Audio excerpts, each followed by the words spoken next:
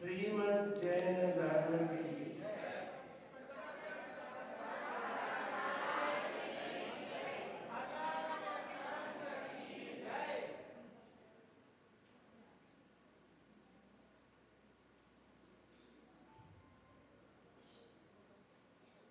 जो लोग अपने जीवन में धर्म से प्रीति करते हैं वे सुनिश्चित बात है कि अपने जीवन को उत्थान की ओर ले जाते हैं। धर्म के अंग हैं देव, शास्त्र और गुरु। इन तीनों के प्रति यदि हमारे जीवन में प्रीति होगी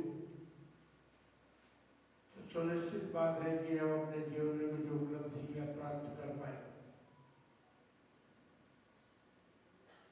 जिन्होंने चारित्र चक्रवर्ती ग्रंथ का मनन स्वाध्याय किया है वे आत्मविश्वास के साथ इस हॉट सीट पे बैठते हैं। गरम गरम है, बिल्कुल ध्यान रखना। आत्मविश्वास बहुत बड़ी चीज है और वह आत्मविश्वास हमारे भीतर तभी आ सकता है जब हम उस कार्य को संपन्न होने के लिए स्वाध्याय करें। जो कार्यक्रम चल रहा है उसके लिए तो चारित्र चक्रवर्ती ग्रंथ का स्वाध्याय जरूरी है। जिन्होंने, क्योंकि अभी हमने देखा कि 2 प्रतियोगी ऐसे आए थे जिनके पास टाइम नहीं था, फिर भी उन्होंने प्रयत्न किया और प्रयत्न करके उन्होंने उत्तर देने का पुरुषार्थ किया है। क्योंकि ज्ञान जो है वो पुरुषार्थ के बिना नहीं प्राप्त होता। पुरुषार्थ जब हम व्यक्ति करता है तो ज्ञान प्राप्त उसके जीवन में होता है। ज्ञान के द्वारा ही तो जाना जाता है। वह ज्ञान गुरु से भी प्राप्त हो सकता है, वह शास्त्र के पढ़ने से भी प्राप्त हो सकता है। और यदि आप में शक्ति और सामर्थ्य है, आप में विवेक और बुद्धि है, तो भगवान की प्रतिमा के दर्शन करके भी आप ज्ञान प्राप्त कर सकते हैं। बंधुओं, ज्ञान ऐसी वस्तु है जो कर्म के द्वारा प्रतिबंधित भी किया जाता है। यदि पुरुषार्थशील व्यक्ति अपने जीवन में ज्ञान को ढकने वाले कर्म को आत्मा से पृथक तो नहीं कर सकता अभी वर्तमान में, लेकिन उसका क्षयोत्सव बढ़ाया जा सकता है। और क्षयोत्सव जब बढ़ता है तो ज्ञान की वृद्धि हमारे भीतर होती है। क्षयोत्सव प्राप्त करने के लिए परिणामों की निर्भरता जैसे जैसे होगी वैसे वैसे ज्ञान का क्षयोत्सव बढ़ता जाएगा। क्षयोत्सव प्राप्त होने के लिए संघर्ष परिणाम नहीं होना चाहिए, आकुलता नहीं होनी चाहिए। शांत चित्त होकर के यदि जिनवाणी का ग्रंथों का स्वाध्याय किया जाएगा तो सुनिश्चित बात है कि अपने जीवन में ज्ञान का क्षयोत्सव बढ़ेगा।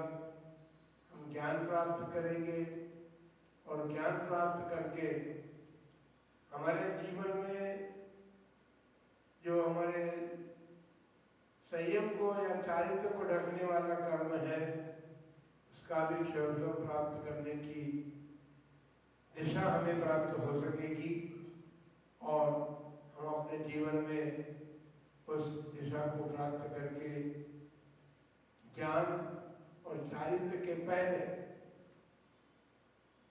जिनेंद्र भगवान हमें वह प्राप्त करा सकते हैं जिसे आप मूल कहते हैं, जड़ कहते हैं, और सम्यक दर्शन भी हमें प्राप्त हो सकता है यदि जिनेंद्र भगवान का अवलंबन हम ठीक प्रकार से ले सके तो सम्यक दर्शन, सम्यक ज्ञान, सम्यक चारित्र को परम पूज्य चारित्र चक्रवर्ती आचार्य श्री शांति सागर जी महाराज ने इस 20वीं शताब्दी में पूर्ण रूप से जैसा काल है उस काल के अनुकूल जितना प्राप्त किया जा सकता था उस सबको उन्होंने प्राप्त किया और दर्शन और ज्ञान तो उनके पास था ही, किंतु चारित्र को उन्होंने अपने जीवन में प्रयोग करके, उनका कहना था कि आज जो हम ग्रहण कर रहे हैं हमने अपने जीवन में, इस जीवन में नहीं, हमने पूर्व में भी मुनि पद का भी धारण किया था और उसी के कारण हम जो वर्तमान में चारित्र के संबंध में प्रयोग करते हैं या हम धारण करते हैं उसका समर्थन शास्त्र से प्राप्त होता है। इसका मतलब उन्होंने चारित्र तो धारण पूर्व में किया ही था, लेकिन उसके साथ साथ ज्ञान भी उनके जीवन में प्राप्त किया। तो ये ज्ञान और चारित्र सम्यक दर्शन के साथ प्राप्त होता है। उनकी श्रद्धा, उनकी आस्था, उनका विश्वास, ये तीनों बातें उनके पास थी। उनकी श्रद्धा देव शास्त्र गुरु पर थी, आस्था अपनी साधना में थी और विश्वास उनके भीतर था कि हम अपने जीवन में सुनिश्चित रूप से सफलता प्राप्त करेंगे। उन्होंने अंतिम, क्योंकि जन्म तो सभी का होता है, लेकिन जिन्होंने जन्म लिया उनके लिए मृत्यु अवश्य भावी है। उस मृत्यु का पुरुषार्थ भी जीवन में दर्शन ज्ञान चारित्र धारण करने वाले जीव ही प्राप्त कर पाते हैं। वैसे देखा जाए तो मृत्यु जो है वो हमारे जीवन की परीक्षा की घड़ी है। हम अपना जैसा जीवन जीते हैं, चाहे अच्छा हो या बुरा हो, शुभ हो या अशुभ हो, लेकिन जैसा जीवन हमारा होगा उसी का परिणाम हम मृत्यु के समय में प्राप्त कर सकते हैं। क्योंकि जीवन में हम जैसा करते हैं, शुभ या अशुभ, उन कर्मों का बंध करते हैं और उनका बंध जब हुआ है तो जो कर्म बंधते हैं वे विदय में अपने समय पाकर के अवश्य आते हैं, उनका फल हम अपने जीवन में प्राप्त करते हैं। इसलिए सभी प्रतियोगी भाग तो ले रहे हैं, इन्होंने अध्ययन करके आकर के हाट सीट पर बैठते हैं, एक उधर भी सब चेयर पे बैठे हुए, और हाट नहीं है लेकिन हाट ही जैसी है, क्योंकि आप जिस चेयर पर बैठे हुए हैं वो चेयर जो है वह संसार समुद्र से पार नहीं करा सकती। ये चेयर भी संसार समुद्र से पार नहीं कराएगी। ये तो प्रतियोगिता को प्रतियोगी लोगों के लिए है। यहाँ अपने ज्ञान की परीक्षा देने का अवलंबन मिलता है, लेकिन वो ज्ञान का अवलंबन पदक लेकर के पूरा नहीं होता है। ध्यान रखना, चाहे स्वर्ण दे दो चाहे रजत दे दो,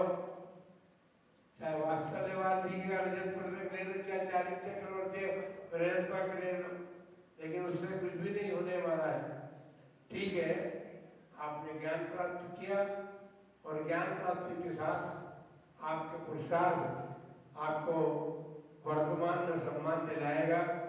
वो सम्मान इसीलिए दिया जा रहा है आपको कि आप चारित्र चक्रवर्ती आचार्य श्री शांति सागर जी महाराज के, जो कि 20वीं सदी में हमारे प्रथम गुरु है, उसके पूर्व उत्तर भारतीयों को तो गुरु का दर्शन भी नहीं था।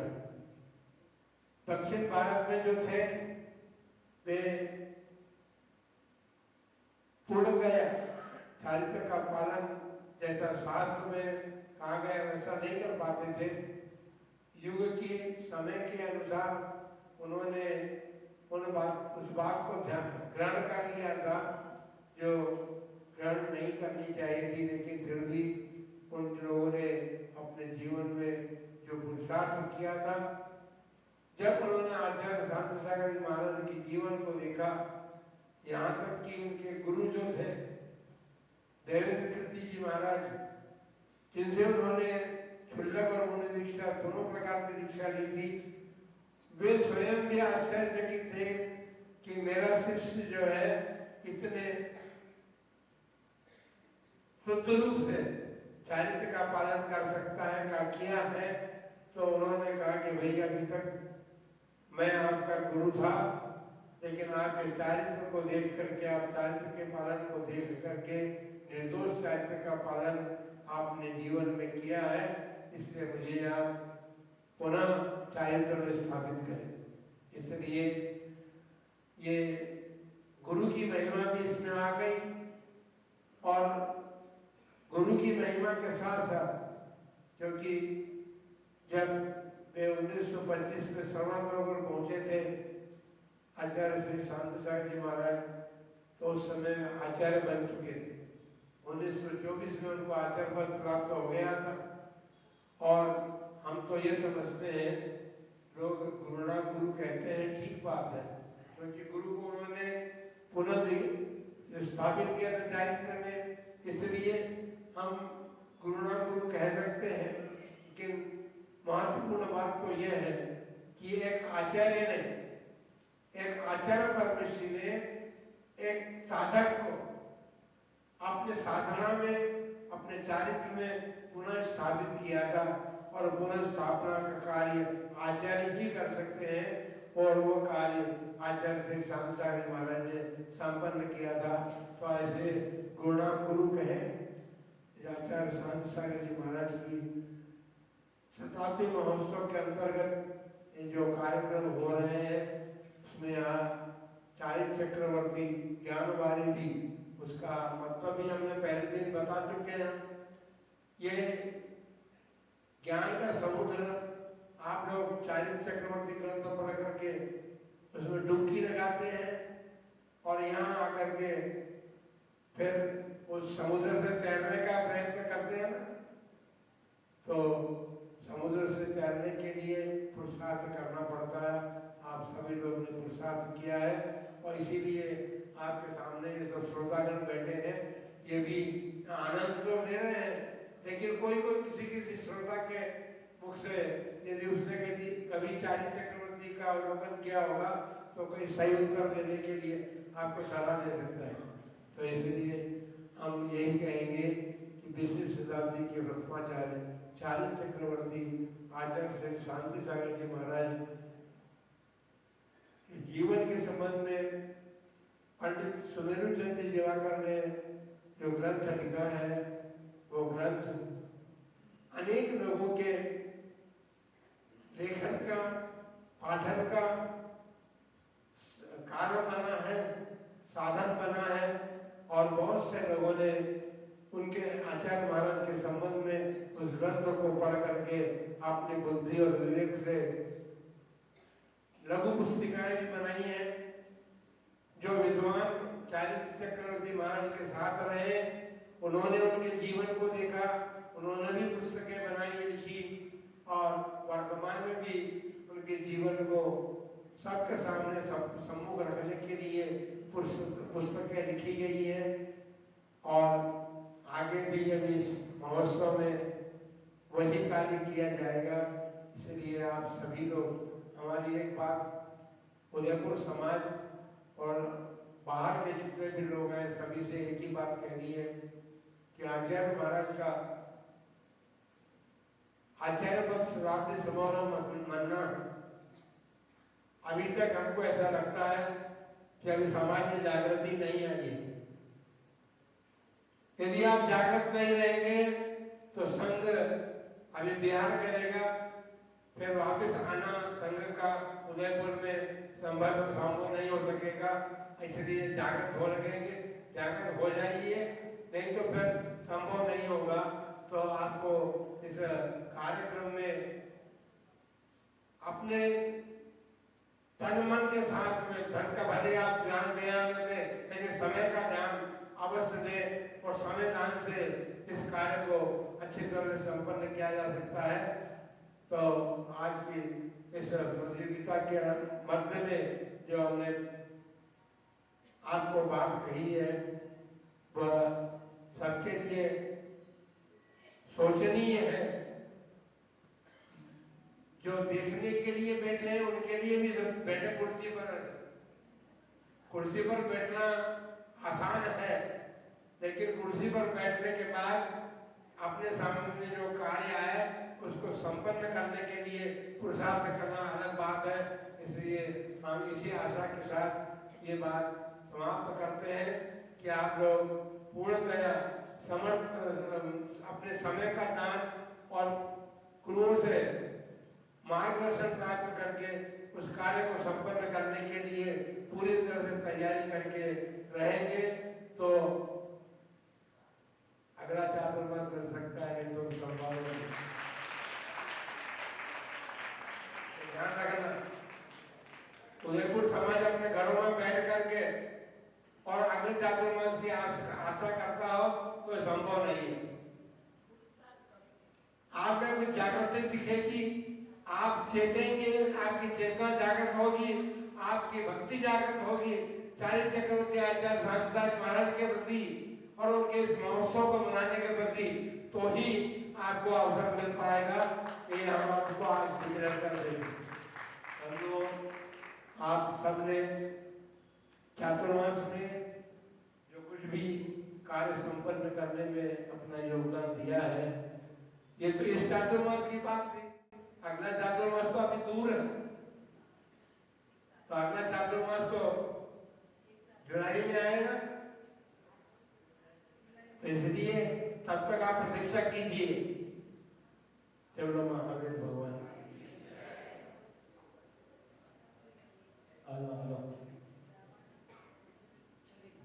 बोला आचार्य वर्तमान सागर जी महाराज।